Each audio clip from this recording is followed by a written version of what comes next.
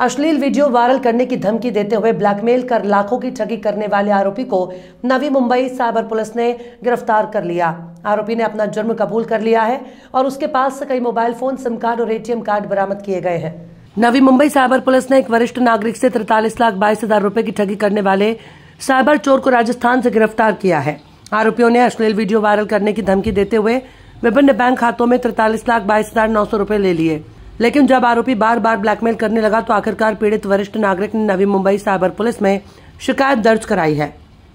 Police ने तुरंत जांच की और राजस्थान के डीग जिले के पालड़ी गांव के रहने वाले आरोपी को गिरफ्तार कर लिया। आरोपी ने अपना जुर्म कबूल कर लिया है और उसके पास कई मोबाइल फोन, सिम कार्ड और ATM कार्ड बरामद किए गए हैं। साइबर पुलिस मामले की आगे की जांच कर रही है और पुलिस उसके अन्य साथियों की तलाश कर रही है। सकल काल एक आरोपी पकडण्यात आला, काय प्रकरण होतं नेमकं ते? नवी मुंबई पोलीस आयुक्तालय हद्दीतील एक फिर्यादी म्हणजे पीडित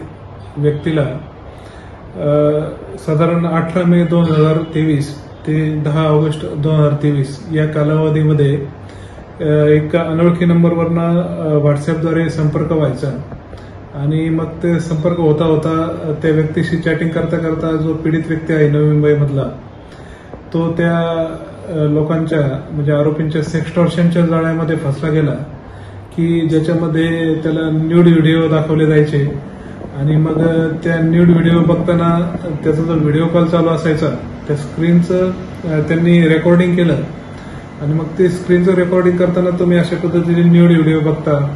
मग तुमचे हे व्हिडिओ तुम्ही बघत असतानाचे व्हिडिओ आम्ही तुमच्या परिवाराला पाठवू, नातेवाईकांना पाठवू, युट्यूबवर व्हायरल करू, अशा त्या पीडित व्यक्तीला धमक्या दिल्या जायच्या आणि त्यानंतर मग जर तुम्हाला याच्यापासून वाचायचं असेल तर तुम्हाला आम्हाला पैसे द्यावे लागतील, अशा पद्धतीने त्याचं एक्सटॉर्शन केलं गेलं। थोडक्यात आपण या प्रकाराला सेक्सटॉर्शन असं म्हणू शकतो आणि त्या व्यक्तीकडून या 3-4 महिन्याच्या काळामध्ये जवळपास 43 लाख रुपये बँक अकाउंट थ्रू घेतले गेले की फक्त ते व्हिडिओ तुम्ही युट्यूबवर टाकू नका किंवा कुठल्या सोशल मीडियावर टाकू नका यासाठी।